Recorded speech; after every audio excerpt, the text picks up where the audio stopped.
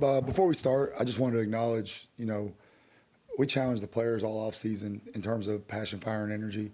And I think through the first 6 days, that's been outstanding. Obviously, it's early. There's still things that need to improve in terms of execution. It's built that way on purpose. The first 6 days are really heavy insulation on both sides of the ball. Philosophically, you do that because over time, you get more reps. And the best way to, add to knowledge and add to execution is by getting reps doing it. So the earlier you put it in, the sooner that they can make mistakes and get that corrected. So there's still a ways to go in terms of that. That's what camp's for. But the passion, fire, and energy has been great. It's a credit to them. But I told the defense the other day, it's kind of like marriage. Everybody's happy on their wedding day. Everybody has a lot of passion and energy the first 5 or 6 days. But what separates teams from others is what happens, from day 6 to day 15, and then the consistency over the course of the season. Can we keep that going? But I'm really pleased with where that is at the start of this. So from that standpoint, it's open to y'all. Yeah, Coach, over here to your right. I was watching a coach's clinic of yours the other day, and I think you were talking about consolidating calls into maybe like one word or one term. And I'm curious if you, on the recruiting trail, if you guys are doing anything to like gauge a prospect's ability to recall information, because it seems like that's what those types of things would require. I think that when you go through the recruiting process, the more time you spend with people, the more you can tell guys that really love ball and that are going to be invested in it. And, it's our job to teach them, and it's their job to put in the work to learn. And we're a team in that manner. And so it's not necessarily just, we're quizzing and seeing, hey, who has, the best recall, and they're the guys that need to be here. Obviously, that's beneficial. But the guys that really love it, they're going to be determined to work through it. And ultimately, learning comes from their own personal investment in it. And so I think you're gauging guys' levels of investment and love for the game of football. And then, do they want to just play it, or they want to talk about it? And if they want it to be part of every aspect of their life, man, that translates. Coach, Kirby at the opening press conference was talking about off-season testing. He typically doesn't bring up testing, so it made me wonder about just size, shape, athleticism of this team. And again, I know they haven't done it yet or put the pads on, but just if you could compare this team athletically, size-wise to past teams you've seen defensively. I'm not going to get I'm really pleased with where this group is. I think they had a great offseason. I think that we have size. I think we have speed. I don't think comparisons are fair to the guys here or the guys before, but I'm really pleased with where they're at. I think that the conditioning level that we have, you're continuing to build up stamina to play. You build from playing a 4-play drive to a 6-play drive to an 8-play drive, and there's nothing like playing football to get in football shape. So, we're still doing that, but there's nothing, I think comparisons are not fair to the past or the present. Yeah, it seems like we've been asking about CJ and Raylan forever. As the guy that recruited him, as the guys who are in your room every day, where have you seen those guys grow the most on the field, and also just as leaders in the linebacker room, especially with a Smile gone now? It's honestly really crazy to think about. I constantly refer to them as the old heads now, and I think that reality for them of, hey, time's running out a little bit, and it feels like you have forever when you first get here, and then next thing you know, you're a junior. But just their maturity level has always been high, but I think their outward confidence, their leadership, how vocal they are, and then just how that translates to them playing the game. They're playing faster. They're communicating faster. The reps allow you to see things. People talk about the game slowing down. Well, the more you play, the more it slows down, right? Because now you're anticipating and not reacting. And I think you saw a little bit of that last year in spurts where, man, at times they were playing really fast.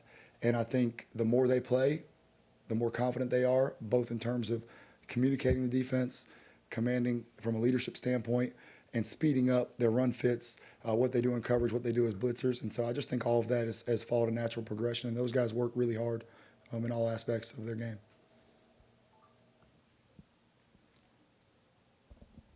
Coach, last year we saw Jalen Walker kind of take on a unique role that y'all talked about, kind of made y'all uncomfortable. Has there been anybody on this team in terms of that showing the potential to kind of take on that same role?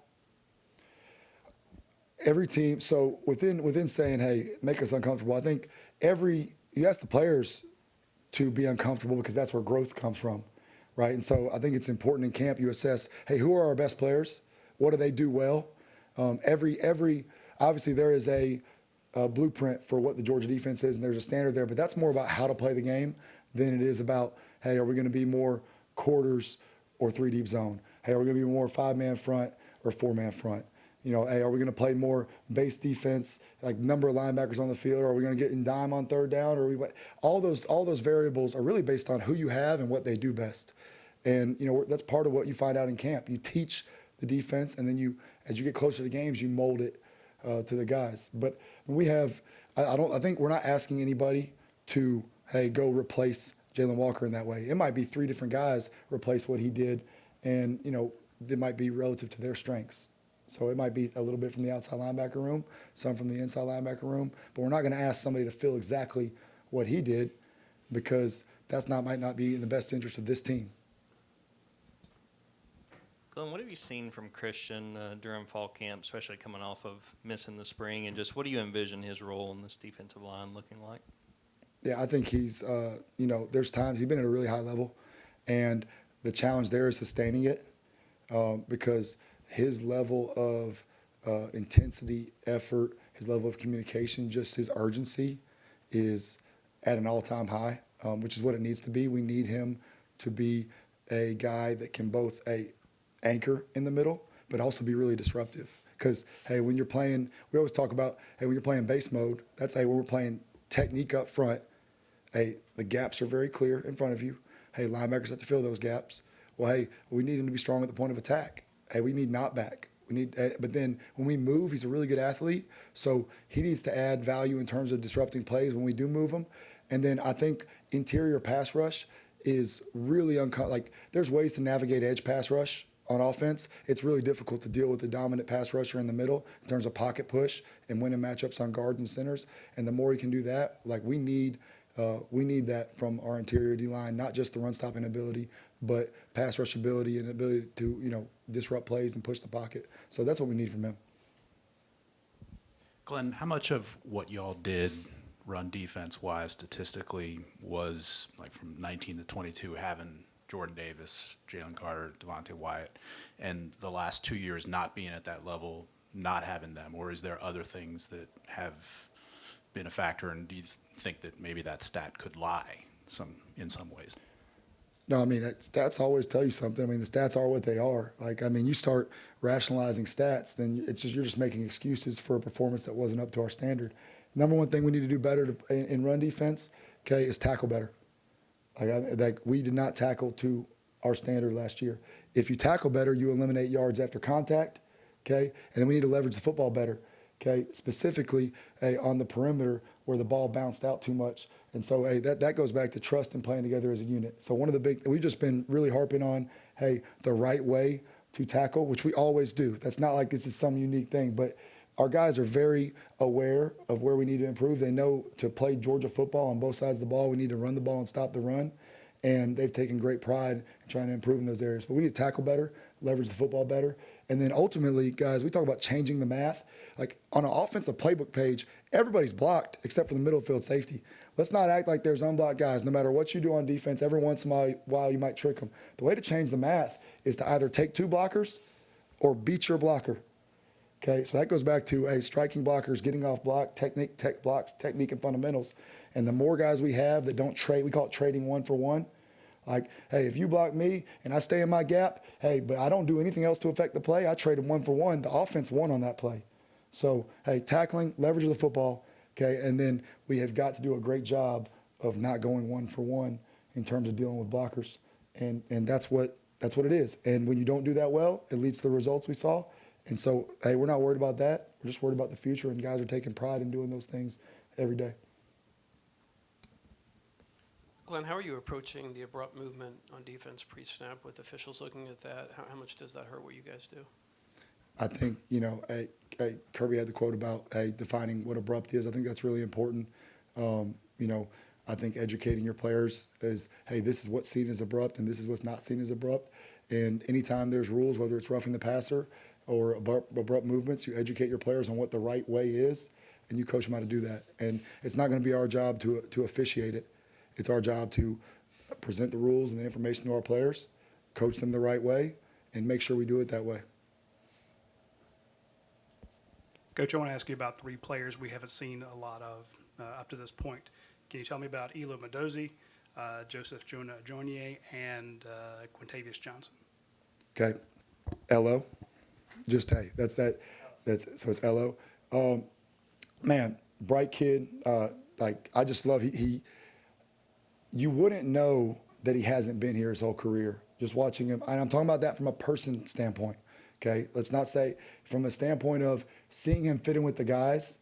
Like he has meshed with our unit exceptionally well in terms of, you always, when you bring in a transfer, there's always an element of, hey, how are they going to fit in with our people? And we try to do our background when we bring people in of, do we think they fit our culture? And he's done a great job of that. He's still learning. This is really 6 practices into it for him, but he's an athlete.